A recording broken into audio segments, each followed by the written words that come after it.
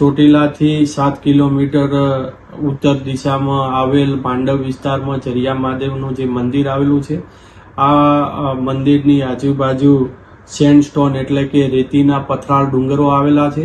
આ રેતીના પથરાળ ડુંગરોની આજુબાજુ જે સ્ટોન ક્રશર પ્લાન્ટ ચલાવવામાં આવતા હતા, ત્યાં અમારી નાયબ કલેક્ટર પ્રાંત ચોટીલાની ટીમ અને મામલતદાર ચોટીલાની સંયુક્ત ટીમ દ્વારા આકસ્મિક તપાસણી હાથ ધરવામાં આવેલી હતી. તપાસ દરમિયાન હકીકત સામે આવેલ કે ચરિયા મહાદેવની આસપાસ તેમજ પાંજવાળી અને વાવડી વિસ્તારમાં જે કાર્યરત સ્ટોન ક્રશર એકમો છે, એ આજુબાજુના ખાનગી અને સરકારી સર્વે નંબરોમાંથી ગેરકાયદેસર રીતે સેન્ડસ્ટોનનું ખનન કરી અને પ્રોસેસિંગ કરી અને સ્ટોન ક્રશર પ્લાન્ટ ચલાવવામાં આવતા હતા.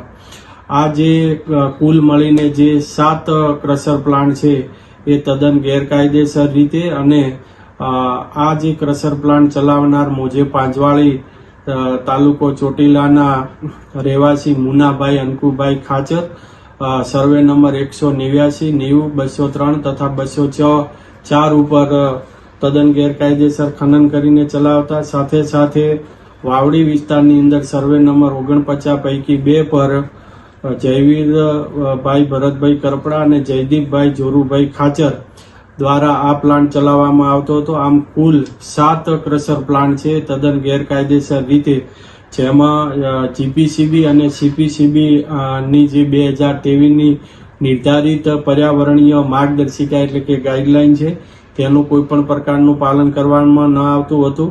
સાથે સાથે કન્સેન્ટ ટુ એસ્ટાબ્લિશ અને કન્સેન્ટ ટુ ઓપરેટ ની શરતોનું પાલન કરવામાં આવતું ન હતું. અને તપાસ દરમિયાન એ પણ સામે આવેલ કે જે ધૂળના નિયંત્રણ એટલે કે ડસ્ટના નિયંત્રણ માટે જે જરૂરી વોટર સ્પ્રિંકલર છે, એ તેમજ વિન્ડ બ્રેકિંગ વોલ અને જે ગ્રીન બેલ્ટ જે ફરજિયાત છે, તેનું પણ કોઈ પાલન કરવામાં આવતું ન હતું. સાથે સાથે Gujarat mineral prevention of illegal mining, transportation અને સ્ટોરેજ રૂલ 2017ની જે જોગવાઈઓ છે, તેનું પણ પાલન કરવામાં ન આવતું.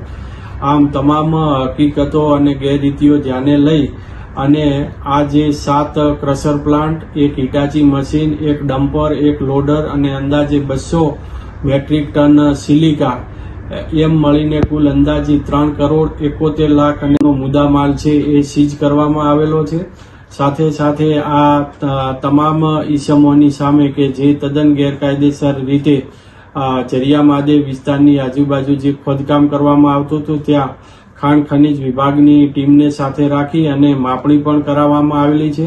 અને જે ઈસમોએ જે આ ખોદકામ કરેલું છે, તેઓની સામે કાયદેસરની કાર્યવાહી હાથ ધરવામાં આવેલ છે.